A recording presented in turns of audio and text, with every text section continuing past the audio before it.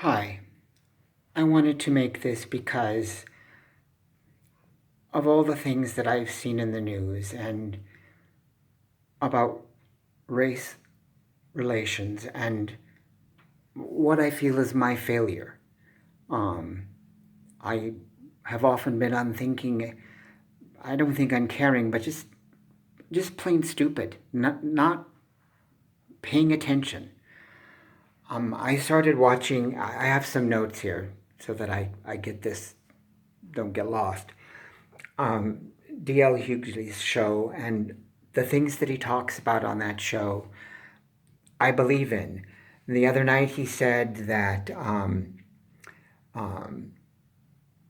that we have been taught with those stand your ground laws, that it's okay to kill people of color, that uh, white people don't care. Um, and I think that's true. I think that we I'm not quite sure how we got there, but um, it's not me, it's not my neighborhood, it's not my people. That's their problem. They probably deserve it. um, I, I don't think I ever was that bad, but and I have to admit that I don't remember until really recently paying attention to all the African Americans mainly that have been killed. But I have seen that now, and I am aware of it, and I want to address my lack of acknowledging my part in that. Yeah. Um, so this is a little history of me and racial prejudice. I think that I was born liberal, that I never had any dislike or fear or hate of somebody that was a different religion or a different color skin or from a different land. Um, and I based this on the fact that there were several things in my childhood where I ran up against out and out racism from people I dearly loved and deeply admired. And um, when I was young, I stood up to them. Um, the first that I can remember, I was a little boy and I fell deeply in love with the neighbor girl next door to my grandmother's house. Her name was Gloria and she was Mexican. And I loved playing with Gloria. She was a lot of fun, a lot more fun than I was. I was your typical little white boy, and Gloria was a just beautiful and oh, so much fun. Just she was funny. We were just tiny. I mean, like 3 or 4, and she just made me laugh, and she made my grandmother laugh too. But grandmother told me that I shouldn't play with her, that she was different than I was, and that she was out to get me, that, I would be a prize for her to get. Um, and I didn't understand that. And I said, no, I like Gloria. I want to play with her. She's right next door, Grandma. But Grandma was adamant, and she spoke to her neighbor, who was Gloria was the daughter of the neighbor's housekeeper, and they had a little apartment for the housekeeper there in the house. And the housekeeper, Gloria's mother and father, lived there with Gloria. And grandmother spoke to the neighbor woman, and the neighbor woman spoke to Gloria and her mother, and Gloria tried to avoid me. But I wasn't having this because I liked Gloria. And I put up a fight, and grandmother talked to me, and she said, they're different than we are. And she said, and I don't remember the conversation entirely, but eventually it came down to, so you want me to hate everybody like Gloria? And she said, yes, they're different than we are. And I said, I can't do that. And I sat there and I thought about it. And I loved and worshipped my grandmother. She was just precious to me.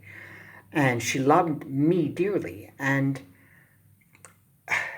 But I just couldn't hate people that I didn't know. That just didn't click for me.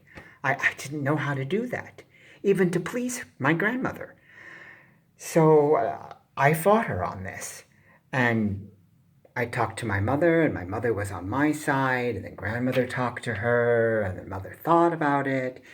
And though she really didn't want to, she said, I agree with you, but, probably it's for the best, and, and I was very upset, but I held my guns. And every chance I got, I stopped knocking on the neighbor's door, but eventually I got it to where Gloria and I could play. I held my guns, uh, and I got to play with Gloria for the remainder of the time that she was there. And then there was one night when my mom, who came around, and I don't know, somehow we saw Gloria and her mother, I remember now, at the store. And mom started talking to the mother, and then we would go over to grandma's house, and we would see the mother, and mom talked to her, and grandmother didn't like that, but mom was mom, and she wasn't prejudiced. And then one night the housekeeper said, the lady's gone. Do you want to come over to my apartment here in the house and have dinner? And mom said yes. And she called dad, and dad came over, and he was not happy about it. He did not like Mexicans. But he didn't know any as far as I knew. And then Gloria's father came, and he was not happy about it. And then we had to go through about a half an hour of the two men going through a lot of male bull crap about whose was bigger. And but they eventually got to the point where they had a good time. They had a good time. They didn't like it later to admit it, but they did. We, the six of us, had a good time that night. And sadly, eventually, Gloria moved away. But that's the first that I can remember, being told that there are people that are different from me and that I should not pay attention to them. And I fought that, and I won. I know that makes my grandmother sound bad, and she was a very prejudiced woman. But she was of her time. She was a farm woman from the backwoods of Iowa. Didn't know Mexicans, didn't know African Americans when she was young. I think, a bunch of stuff that she shouldn't have believed. Anyway, that was the first time. And, or maybe this was the first time, I was introduced to the N-word when I was a small boy up in visiting my grandparents in Minnesota. One of my uncles taught me eeny, meeny, miny, mo, and he taught me the N-word, that you caught the N-word by the toe. I'd never heard the N-word. I asked him what it meant, and he told me that it was what you called black people. I didn't know that it was a bad word, and my uncle was using it, so it didn't occur to me, and so I was very pleased about learning eeny, miny, mo. I thought it was really cool. Yes, I was incredibly white as a child, and I still am. And I ran to my mother and I recited it to her, and she said, "That's very good, but I think that instead of saying the N-word, we should use tiger." And I said, "No." Why? And she said that the N-word wasn't a very nice word. And I said, "Well, my uncle," and I'm not saying which one, "he used it, so it can't be that bad," because I loved my uncle. And I didn't know anything about the world and differences between people. And so I said, "No, I'm going to use the word. Uncle uses it, and tigers don't have toes. Don't be silly." So I stood up to her, and I used it, and then I used eeny, meeny, miny, mo, and one day I said it in front of Delphia, who was my grandmother's cleaning woman, and she was African American, and she stopped me, and she said, "That's an awful word," and she explained it to me, and I said, no, why? And again, I was going that, my uncle had used it. And then, right then and there, we were alone. I believe my grandmother was out of the house, surprisingly. Um, uh, and she explained to me that if I used that word, I was saying that I did not think that she and her family and all African Americans were my equals, that I thought that they were less, that they were bad people, and that she told me about how that word was used to lynch African Americans. She told me that. I was like 3 or 4, but she told me. She sat me down. I tried to sit up to her because tigers don't have toes and all that, and she said, "No, you sit down. I have stuff. I want you to hear this.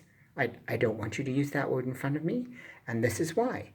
So she gave me the history of lynching and slavery. I never heard. I had no idea, and she sat me down, and at some point my grandmother came in, and when she found out that what Delphia was doing, she was furious. And um, well, I had stood up to my mother about Tiger because my mother was a woman, and I had been fed a lot of gunk about what women were and what a man should do, and I wasn't going to be told by a woman, especially if I could reason that the tigers didn't have toes. And so um, I just I forgot what I was going to say. I'm sorry, but anyway, grandmother was very angry with Delphia, and if Delphia and grandmother hadn't had this very long past that was very ugly, Delphia might have been fired. Anyway, so I learned not to use the N word, and I went to my family's cleaning lady, who was also African American, and I asked her about it because I loved her dearly, Polly, and she told me, no, please don't use that word, especially in front of me. And so I didn't. I don't think I've ever used it. I can't swear that I haven't thought it upon occasion when I've been angry. I can't swear that. But I have been careful. And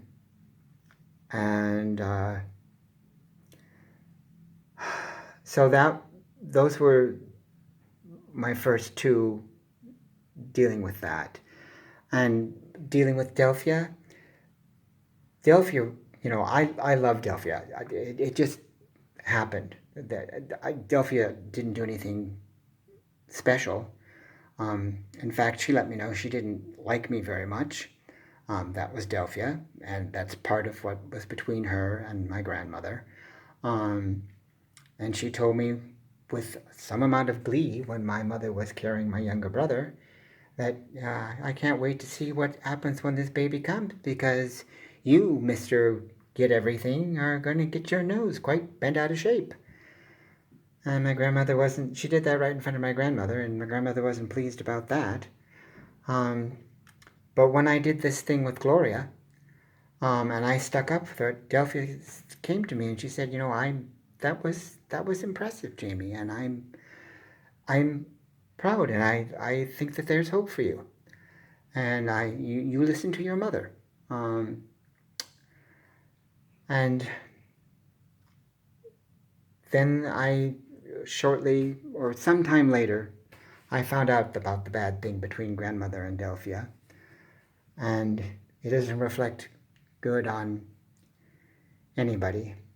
But it was something that kept them together for many years. I believe Delphia worked for my grandmother. I know she did back in the Depression. And she worked for my grandmother up until the day she died, or up almost until she died. She became sick with cancer and had to quit. And I thought I was going to tell you about that, but it's ugly, and they're both gone. So, no. But anyway, it was ugly enough that when Delphia became very ill, she just stopped coming. And she had been there every week. I'm sure she maybe had a cold now and then, but every week, maybe twice a week. And I remember grandmother told me the bad thing between them because Delphia asked for a raise. And all right, well, in the Depression, Delphia and her husband came to my grandparents. Delphia was the cleaning lady, and asked for a loan to buy a house. And my grandparents gave it to them. And apparently, after they gave them, they put the down payment for the house, I guess it was. I think it's been a long time, and I was a little boy when I was told this. It was $10,000, which is a lot of money back in the Depression. And my grandparents gave it to them. And a month later, they came and they made the first payment back. And that was the last time they paid anything. And I think that this is true because when Delphia came to my grandmother for the raise, grandmother got angry, and she got so angry she told me this story in front of Delphia. And Delphia tried to stop her, and grandmother wouldn't listen and told me the story. So Delphia was there with my grandmother for 40 years. And grandmother eventually gave her the raise, and loved and liked Delphia. Yes, grandmother had a lot of prejudice, okay? She was a racist. That's pure and simple. When we had the boat people come, she said, well, I guess it's okay that they come, but they're being put in all these different states. How are they going to find each other so they can marry each other? Because didn't occur to her that they could marry, outside their boat people. So, yes, she was a racist, but she was a hard worker. She loved me and her family, and she worked her back off to make money. And she was a good mother, harsh mother. But she loved Delphia in her way. And I know this doesn't make her sound good, but she was sick, but Delphia just stopped coming one day, and no call. And that grandma called, and we couldn't get anything out of her. And finally, I don't remember how, she found out Delphia had cancer. And Delphia wouldn't let her grandmother come to go and see her because of the way grandmother was. And yes, she was a racist, and that's bad. But it was also her time and where she came from, and there wasn't anybody to help her and to teach her. And the 60s came too late for her. She was an old woman, because when that happened, the 60s happened, I thought that we'd gone through it, and at last, all of that, everybody had knew now that, everybody was equal. We lived in the United States. Everybody was safe before the law. And yes, there were bad people here and there and of every color, but everybody was basically good, and everybody should like everybody. And I did. I didn't feel any hate because people were different from me. So I just assumed that the world got there too. And like I say, I think I was pretty much born that way, but I just assumed since we went through the 60s that everybody was there. And after we had the Equal Opportunities Act and all that kind of stuff, my dad made stuff like now they can get jobs and they'll take your job from you. And my response was, well, if they get the job, then they probably deserved it.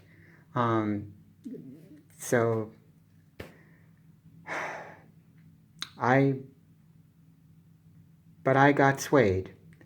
And the one other time when I was a young boy, we had a Saudi Arabian man who was working with my father. He came and he stayed with us. I don't remember. There was a big job in Saudi Arabia that my father's company got. And my father went to Saudi Arabia several times to work on this. I think it was a military base there. I may be wrong. It was a long time ago. I was young, like 8 or 9. And he stayed with us, and I just thought he was the coolest guy, and he was fun, odd around my mother, but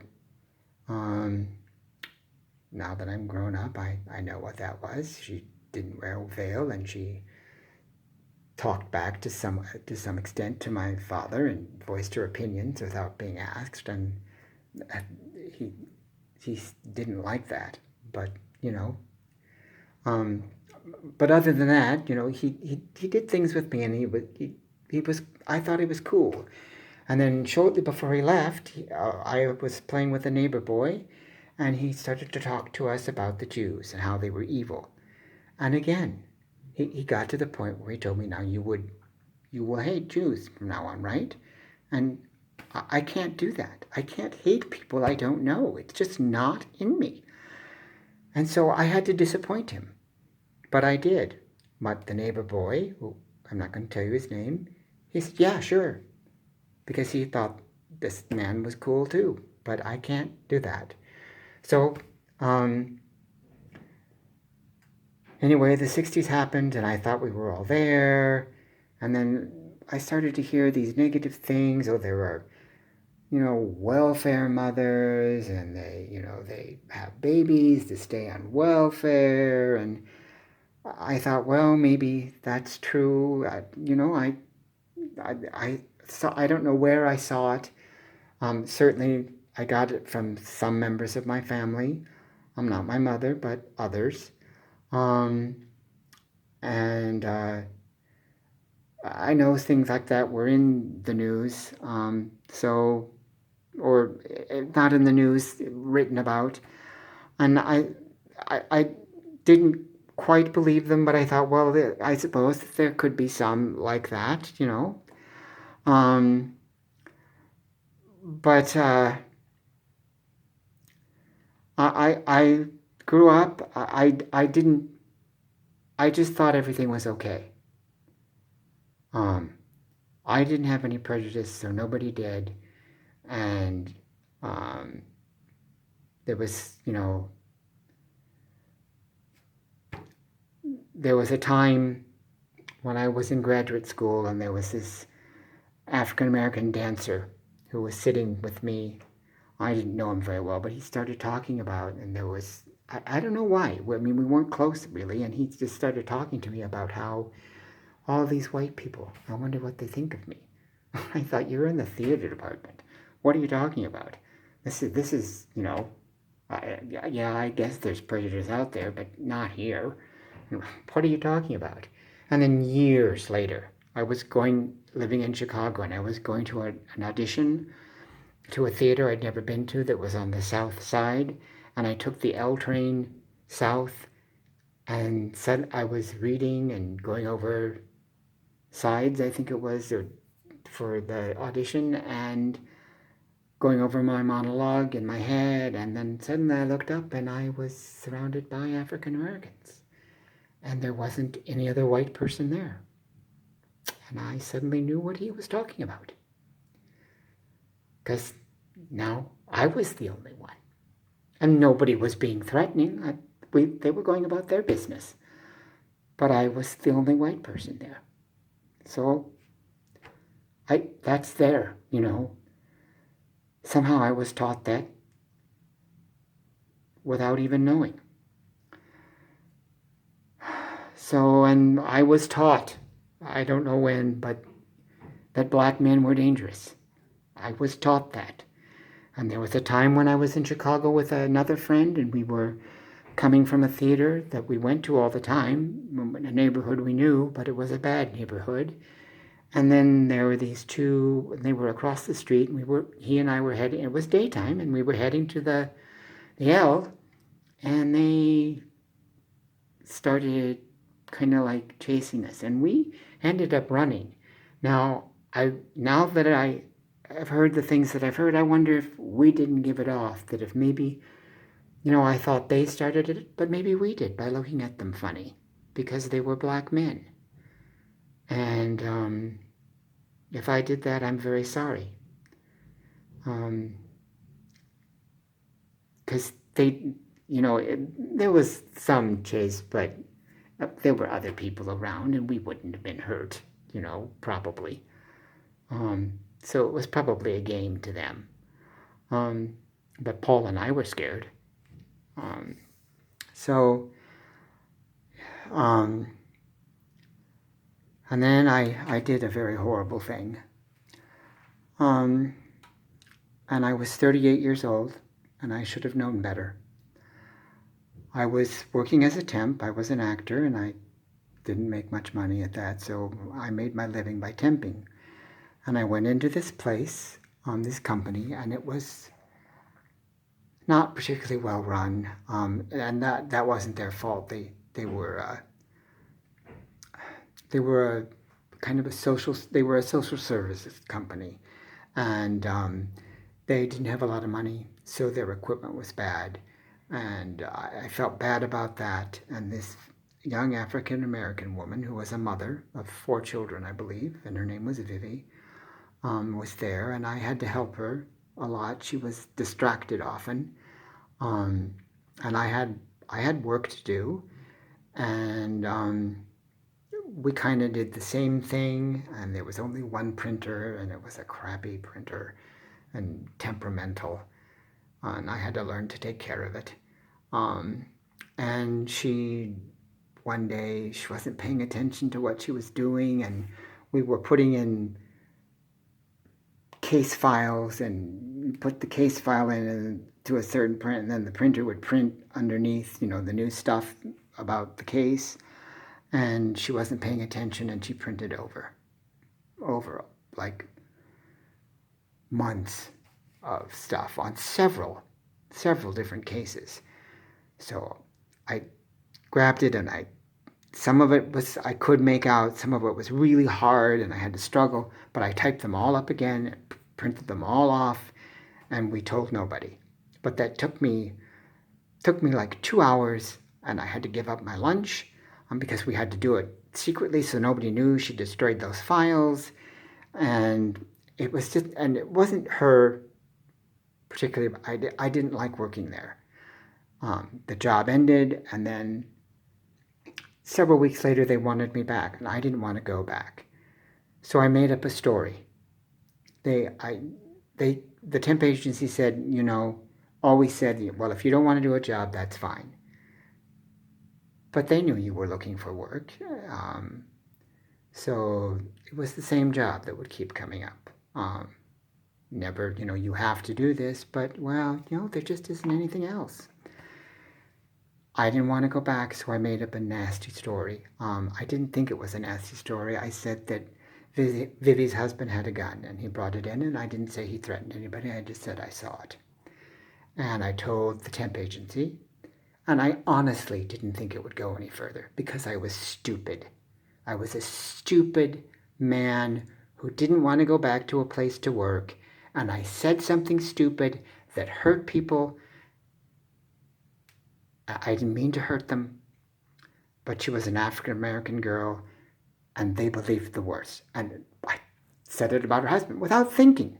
I didn't think about what was going on in the culture, how black men were being portrayed, how I had begun to view them. So I think she got fired. Bad things happened. Months later, the company called me and said, "Can you come in? This has become ugly." And I was appalled, but a coward. I wouldn't own up to it. I wouldn't come in. I just said, "No, I'm not going to get involved." So I don't know what happened. It took me years, and crap happened, and I had a breakdown eventually, and had to go home, leave Chicago. I got to the point where I said, well, I'd like to go back and find her and apologize. And my brother said, she's probably moved on. Leave her alone. She's moved on. And I believed him. I believed my brothers. I trusted my family, and they were taking care of me. So I didn't go back. So I never apologized to Vivi. I never thought about saying that, an African American man had a gun. Didn't think about what that would mean. So I came back to Des Moines, and I lived with my mother, and we took care of each other. She was getting sickly, and I was ill and a mess, and I didn't think about out of it all, and then Katrina happened, and I saw all those African Americans trapped in that big dome, and they were all poor, and they couldn't get away because they were poor, and nobody cared. Nobody did anything. For weeks they were there. It's suffering, and we all saw it.